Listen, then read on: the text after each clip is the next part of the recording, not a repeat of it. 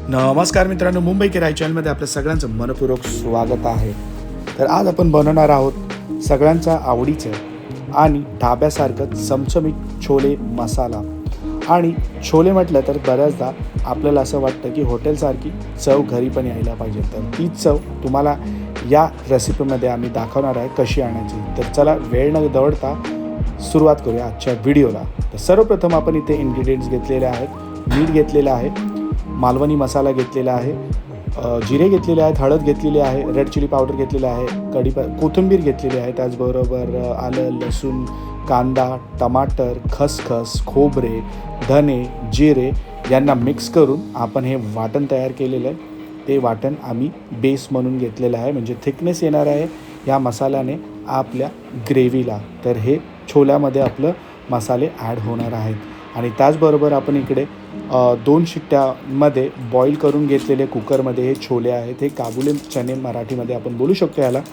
आणि आम्ही ही कशा पद्धतीने बनवतो छोले मसाला तीच पद्धत आम्ही तुमच्याबरोबर शेअर करणार आहे. प्रत्येकाची वेगवेगळी पद्धत असते छोले मसाला बनवण्याची, पण आम्ही ही आमची पद्धत तुमच्याबरोबर शेअर करणार आहोत. चला, ह्याच्यामध्ये आपण घेतलेलं आहे कढईमध्ये 2 चमचे तेल घेतलेले आहे आणि खडे मसाले आपण घेतलेले आहेत. खडे मसाल्यांमध्ये आपण तमालपत्री, जिरे, मोठी इलायची घेतलेली आहे आणि त्याचबरोबर दालचिनी घेतलेली आहे. तर हे आपण कढईमध्ये कडकडू तेल तापलेले आहे त्याच्यामध्ये फ्राय करून घेतलेले आहे, तुम्ही बघू शकता.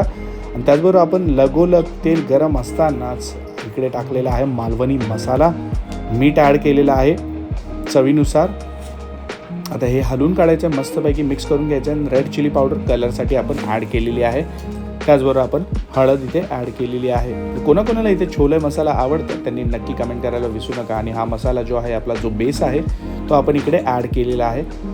कॅमेऱ्याच्या लेन्सवर वाफा जमा होत आहेत, तर तुम्ही बघू शकता. मस्त असं कढाई गरम आहे, मस्तपैकी आपण मसाल्याचं त्याला बोलतात ना झोप दिलेला आहे.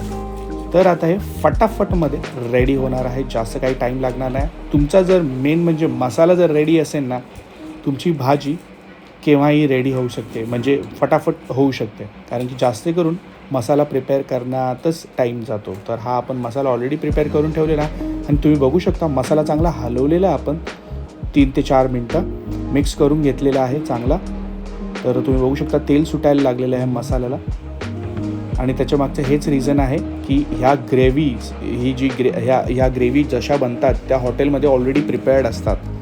तर फक्त त्याच्यामध्ये आता आपण छोले ॲड करणार आहोत आणि सेम टू सेम हॉटेल्समध्ये पण असंच होतं. तुम्ही बघू शकता मस्तपैकी बॉईल आलेलं आहे, मसाल्याला तेल सुटलेलं आहे. त्याच्यात आपण 1 कप पाणी ॲड केलेलं आहे आणि आता चांगलं मिक्स करून घ्यायचं आहे. आणि थिकनेस ही तुमच्या हिशोबाने तुम्ही ठेवू शकतात. आता ही आम्ही तर 3 ते 4 जणांसाठी बनवणार आहोत. ॲटलिस्ट लाईक 5 जणं पण खाऊ शकतात.